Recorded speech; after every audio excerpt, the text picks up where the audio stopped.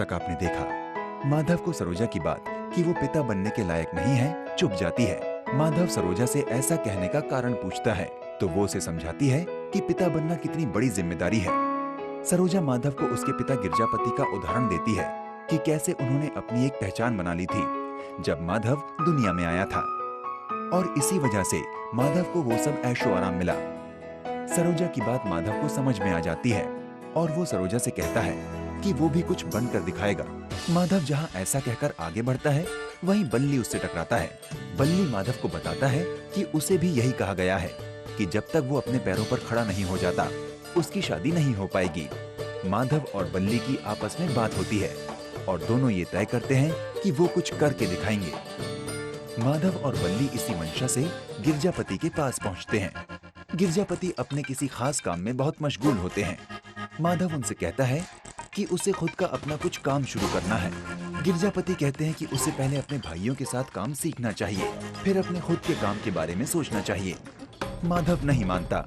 गिरजापति माधव को बाद में बात करने के लिए कहते हैं, लेकिन माधव जिद में अड़ा रहता है और गिरजापति को गुस्सा आ जाता है। वो माधव को डांट देते हैं और कहते हैं कि वो अभी अपना काम शुरू करने लायक नहीं हुआ है। माधव भी जोश में आ जाता है और वो गिरजापति से कहता है कि सिर्फ एक हफ्ते में ही वो खुद को बिना उनकी मदद के साबित कर देगा। गिरजापति विजेंद्र और संग्राम को माधव पर नजर रखने की हिदायत देते हैं। माधव परेशान मन से सरोजा के पास जाता है। सरोजा माधव से कहती है कि उसे माधव की काबिलियत पर पूरा भरोसा है।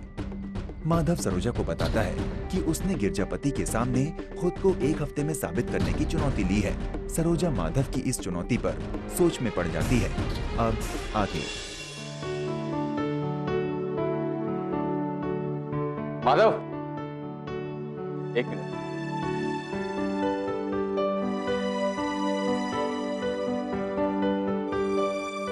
कांग्रेचुलेशन। पर किसके लिए भैया? लो, तुमने इतना बड़ा चैलेंज अपने हाथ में लिया है कि तुम एक ही हफ्ते में अपने पैरों पे खड़े होकर दिखाओगे, कुछ करके दिखाओगे। ये क्या छोटी बात है? ऐसा कॉन्फिडेंस काबिले तारीफ है। सच में मुझे आज बहुत अच्छा लग रहा है। I am impressed. And by the way, तुम्हें कभी भी किसी भी तरह की कोई भी हेल्प की जरूरत पड़े तो मुझे बोलना मत भूलना, समझे? जी भैया, थैंक यू। लेकिन भैया, आप लोगों ने हमें जितना संभालना था ना, संभाल लिया। अब हम अपने आप को खुद संभालेंगे, देखिएगा आप। श्योर माधव, वो तो मैं जानता ही हूं, लेकिन फिर भी जस्ट इन केस अगर कभी कोई मुश्किल आए, कोई भी प्रॉब्लम हो, तो तुम मेरे पास बेझिझक आओगे। जी भैया।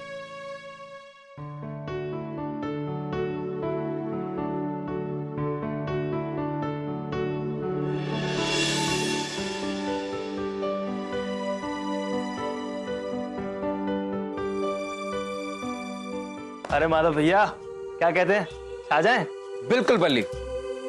जो लोग हमें फालतू समझते हैं ना, दिखा देते उन्हें कि हमारी क्या वैल्यू है। हाँ भैया, बिल्कुल।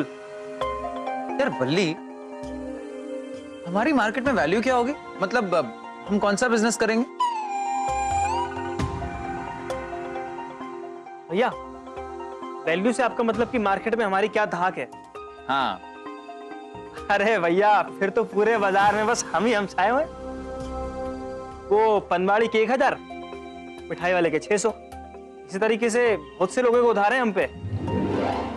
हाँ, वो रिक्शे वाला भैया बेचारा हमसे कभी किराया मांगा ही नहीं, लेकिन हमारे हिसाब से उसका भी 1000 से ऊपर मान लो। तो भैया कुल मिला के ना बस बहुत सारा उधार छाया हुआ है हमारा, और सब लोग डरते हैं हमसे। हाँ यार बल्ली, हम गुंडागर्दी की बात नहीं कर रहे। यार बल्ली, डरा करके गुंडागर्दी हो, बिजनेस नहीं। हाँ माधव भैया, भैया बात तो आप एकदम सही कह रहे हैं, पर भैया हम करें क्या? हम लोगों का सच तो यही है। अरे सब लोग हमको गब्बर सिंह से कम नहीं समझते। हाँ यार बल्ली, लेकिन ये सब ठीक नहीं है। ऐसे कैसे चलेगा यार? सोच कुछ अच्छा।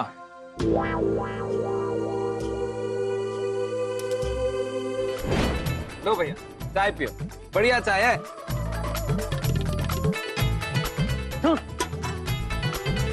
क्या तुम लोगों को चाय बनाने नहीं कभी आता? क्या बोला? चाय बनाने नहीं आता? चाय बनाना नहीं आता? अरे चाय बल्ली, हमारे छोड़ दे, बल्ली नया। लीजिए ना, सब्जी लीजिए। लीजिए ना, सारी लीजिए, ये भी लीजिए, पैसा दीजिए। अरे छोड़ छोड़। अरे बल्ली, अरे लीजिए अरे सब्जी। बल्ली, अरे भैया ये देखिए साड़ी, देखिए साड़ी। अरे अरे। अरे आइए, देखिए भैया, देखिए कैसी लग रही है भैया, देखिए देखिए भैया, देखिए, जैसे हम पे भी बहुत देखिए। अच्छी साड़ी है। देखिए देखिए ये कैसे लगे। देख, अरे साड़ी लीजिए। अरे भैया भैया साड़ी, अरे अरे देखिए ना। अरे साड़ी।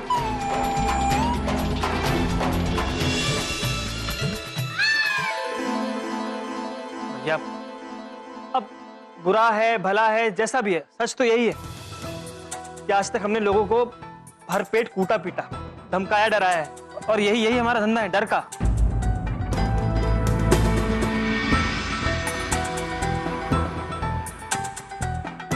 अरे भैया वाह, अरे आइडिया है बड़ा कमाल का, सारी टेंशन खत्म हो जाएगी भैया।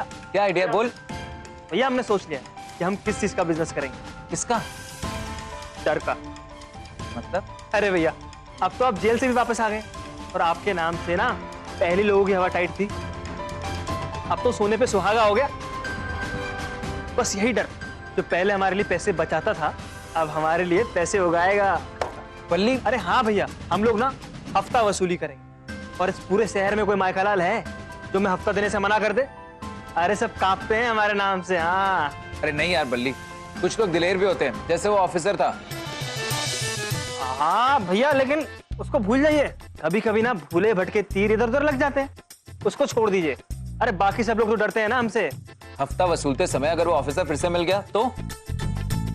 अब आ गया तो आ गया, अरे हमें कौन सा फर्क पड़ता है, कोई क्राइम थोड़ी ना कर रहे हैं हम।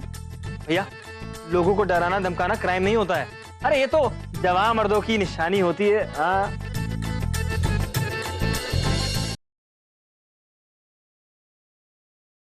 सदा साथ निभाए बेटी पर बेटा ही चाहिए।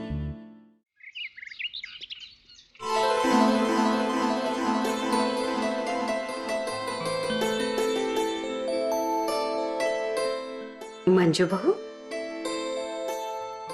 अम्मा जी आप, अरे अरे क्या कर रही हो तुम?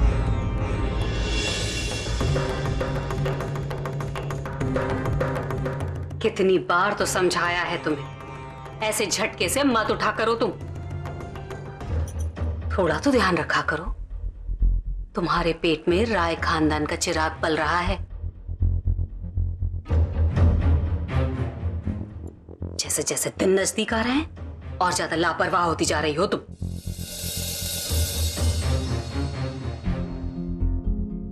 अम्मा जी हम तो बस आपके पैर छूने के लिए उठे थे। देखो बहू, बात उठने की नहीं है, बात यह है कि तुम कैसे उठ रही थी, और बात सिर्फ इतनी सी है कि तुम्हें अपने होने वाले बेटे का ख्याल रखना है, जिसमें तुम अक्सर चूक जा रही हो। जीजी जाने दीजिए ना। देखो बहू, कल तुम्हारी गोद भराई की रस्म होनी है। पंडित जी से हमने बात करी थी, तो उन्होंने कहा था 8वें महीने तक रुकना है। अब बहुत विचार करके कल का दिन निकला है गोद भराई की रस्म के लिए। अरे अम्मा जी, फिर तो कल बहुत मजा आएगा। हम ना खूब सजेंगे धजेंगे, इतने सारे मेहमान आएंगे, इतना अच्छा अच्छा खाना बनेगा ना, बहुत अच्छा लगेगा कल तो बहुत। अरे बहू थोड़ा शांति रख ले। तो हम क्या कह रहे थे मंजू बहू, तुम्हारे मायके से किसी को बुलाना है? अम्मा ऐसे मान गए हम तुम्हारे मायके वालों को, कमाल के लोग हैं। पहला बच्चा मायके की जिम्मेदारी होता है, वो जिम्मेदारी निभाना तो दूर, वहां जाने की तो बात ही नहीं उठती। मजाल है जो 8 महीने में एक बार भी खोज खबर ले ली हो उन्होंने अपनी बेटी की। बस पल्ला झाड़ा और बैठ गए। वही हाल तुम्हारा है, एकदम लापरवाह। कुछ भी कह लो, मायके की छाप तो छूटती ही नहीं है। अम्मा जी आप हमेशा हमारे मायके वालों को, हमें नहीं बुलाना है उनको यहाँ। ठीक, जैसी तुम्हारी मर्जी। बाकी पूछना हमारा फर्ज था, कल सुबह गोद भराई है।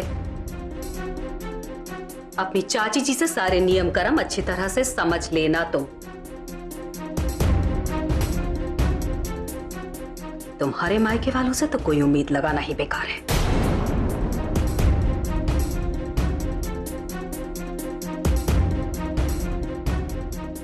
अम्मा जी सुनिए, अम्मा जी। अम्मा जी जब देखो हर समय हमारे मायके वालों को ताना में मारती रहती है। चाची जी, कौन लड़की नहीं चाहेगी कि उसके मायके वाले उसको मिलने आए, लेकिन हम नहीं चाहते कि वो यहाँ आकर और बेइज्जत हो। उनके लिए ठीक है कि वो अपने घर पर ही इज्जत से 2 रोटी खाएं।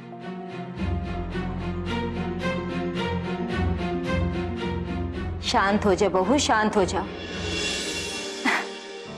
फिलहाल तो तुम आराम करो और खुश रहो, जो सबसे ज्यादा तुम्हारे लिए जरूरी है। ये लो पानी पियो।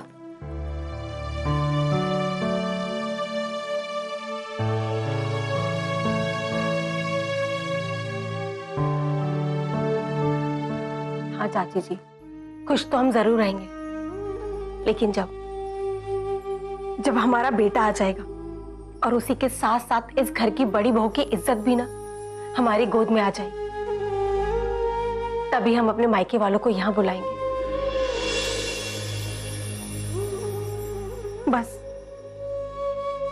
बस अब आ जा लल्ला, हमारा बेटा।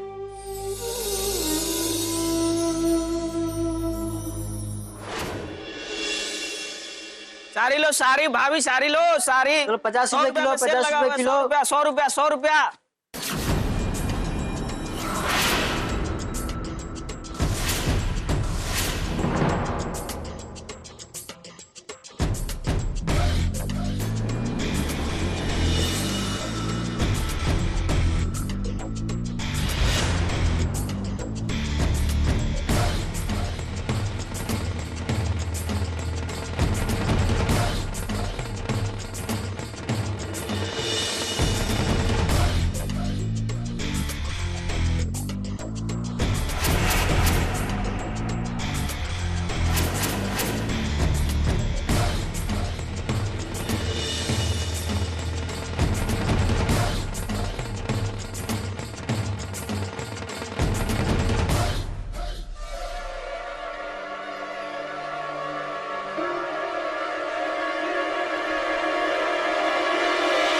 प्रणाम भैया, भाभी के लिए साड़ी उड़ी तो ले जाइए।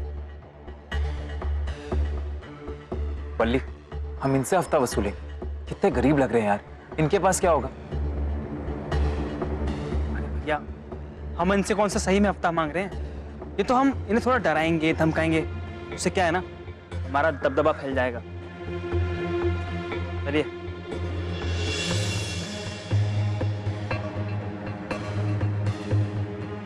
भैया जी प्रणाम। भैया जी फल फ्रूट लेके जाइए ना, प्रमुख जी को बोल दीजिएगा हमने भेजा है। अभी बाद में आते हैं। हाँ, वापसी में आके लेते हैं। तुमको क्या लगता है ये लोग हमसे डरे? अरे इनकी पहुंच तो सीधा बाबूजी तक है।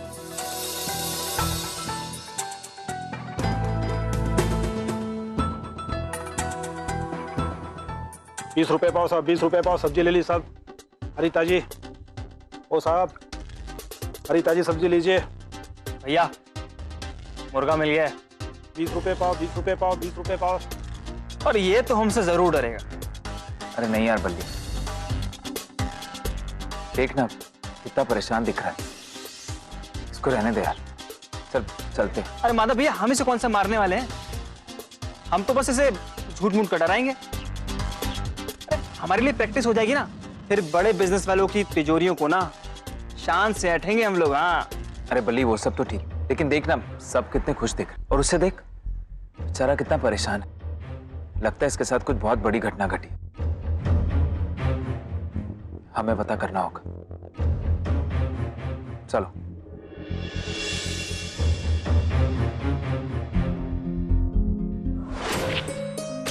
देखो ये साड़ी, देखो कितना सुंदर रंग है, नहीं?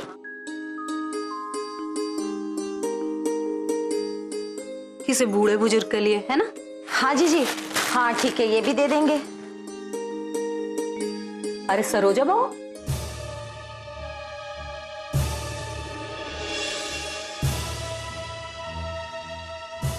ये क्या हाल बना रखा है सरोजा बहू? ऐसी उजड़ी घूमोगी ना तो हमारा माधव बहुत जल्दी छोड़ देगा तुम्हें। बहू बैठो ना। अम्मा जी वो हम किचन से आ रहे हैं ना, इसीलिए। ये लो, यहाँ सारी जिंदगी बीत गई रसोई में, पर मजाल है कभी माथे पे पसीने की बूंद भी छलकी हो। बहू, एक औरत का धर्म सिर्फ घर को सुंदर बनाना नहीं होता है, बल्कि खुद भी सुंदर दिखना होता है, समझी? सरोजा बहू, हम तुमको एक बात बताना चाहते हैं। कल मंजू बहू की गोद भराई है ना, तो हम मेहमानों के लिए उपहार चुन रहे हैं, तो तुम भी कुछ मदद कर दो, है ना? जी चाची जी। लगभग कितने लोग आएंगे? लगभग कलावती, वो सरमाइन है, 501 रुपया और एक साड़ी दी थी उन्होंने माधव की शादी में।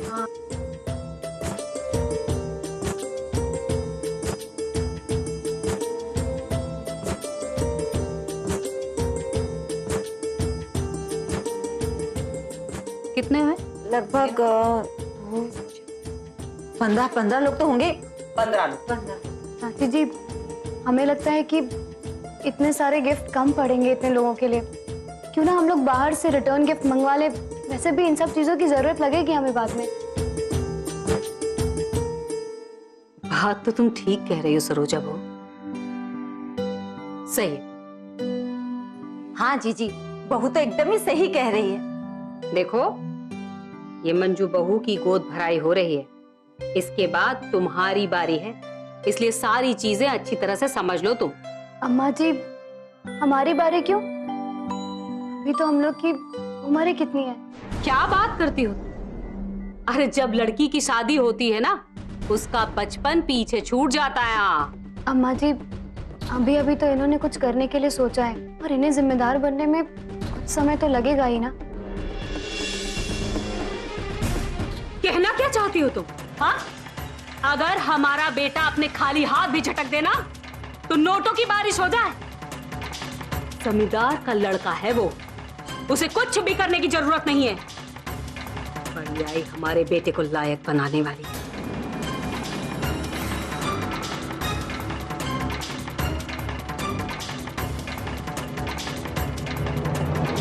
कल गोद भराई है, सारा इंतजाम माधव करेगा।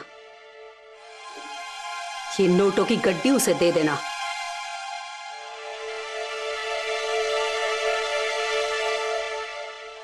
अम्मा जी, हम भी तो यही चाहते हैं कि सब जिम्मेदारियां उठाएं, घर के और बेटों जैसे। वैसे एक बात बताएं हम तुम्हें सरोजा बहू, तुम्हारे चाहने का एहसान नहीं है इस घर पर। ये राय खानदान है और यहाँ सिर्फ बेटे ही पैदा होते हैं, और इस खानदान के सारे बेटे लायक होते हैं, चाहे वो विजेंद्र हो, संग्राम हो, बल्ली हो या फिर माधव। इसीलिए ये पैसे दे देना माधव को याद से, समझी? जी अम्मा जी। ये अभी उन्होंने एक चैलेंज लिया है खुद को साबित करने के लिए। सिर्फ एक हफ्ता है उनके पास, इस सब के लिए वो अब कैसे निकालेंगे? क्या अभी गई नहीं तुम?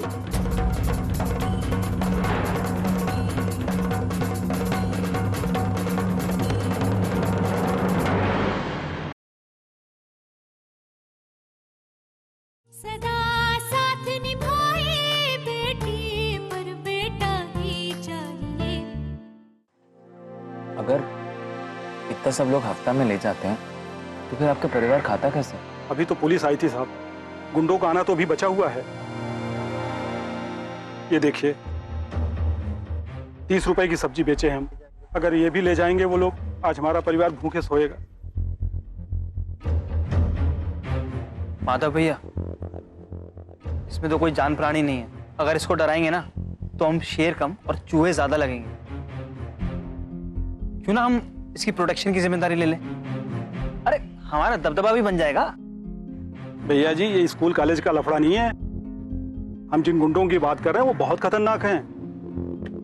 अरे तो हम क्या कम खतरनाक हैं? तुम स्कूल कॉलेज की बात कर रहे हो ना? जानते हो हमारे माधव भैया को हैं? अरे अभी अभी जेल से आ रहे हैं, और वो भी किसी ऐसे वैसे केस में नहीं, मर्डर के केस में, समझे? अरे अगर वो खतरनाक है ना तो खेल कूदे हम लोग भी हैं, समझे? आने दो इन्हें। हाँ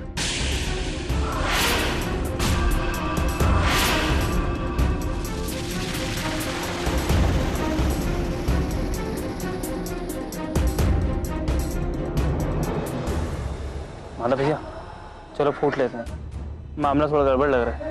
क्या बकवास कर रहा है? भैया बकवास नहीं कर रहे। अरे ये हमारे बस की नहीं में लग रहे हैं, हमारी जान बचाने की बात कर रहा हूँ। बचा लीजिए साहब, उन गुंडों से बचा लीजिए साहब। रहम कीजिए साहब, मेरे ऊपर रहम कीजिए साहब, बहुत तकलीफ में हूँ। रहम चाहिए तो कल तक 50,000 रुपया हमें ला के दे, वरना दुकान के साथ साथ घर भी जला दूंगा। क्या बकवास कर रहे हो? हाँ, तमीज नहीं है बात करने की, कैसे जला दोगे तुम किसी का घर? अबे हमसे सवाल करने वाले, तुम कौन से खेत के गुंडे हो बे?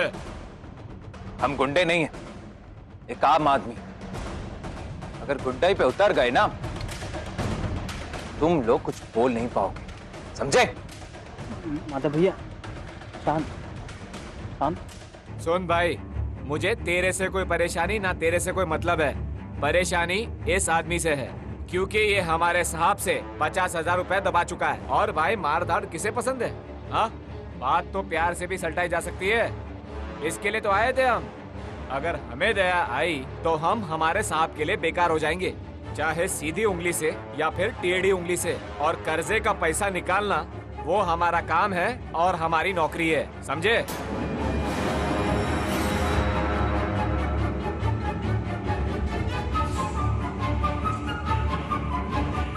लो, हम कब से यहाँ बड़बड़ बड़बड़ किए जा रहे हैं, अभी हमें पता चला है कि आप राय साहब के बेटे हो। हैं तो आपने तो ये सब कितना देखा होगा, और वैसे भी हमने आपके पिताजी के लिए और भाईजी के लिए न जाने कितनों की हड्डियां तोड़ी है, अनगिनत, याद भी नहीं है हमें।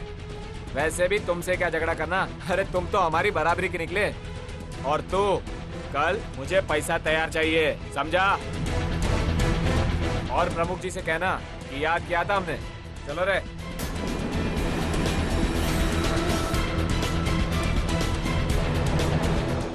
अरे माधव भैया इतना मत सोचिए आप।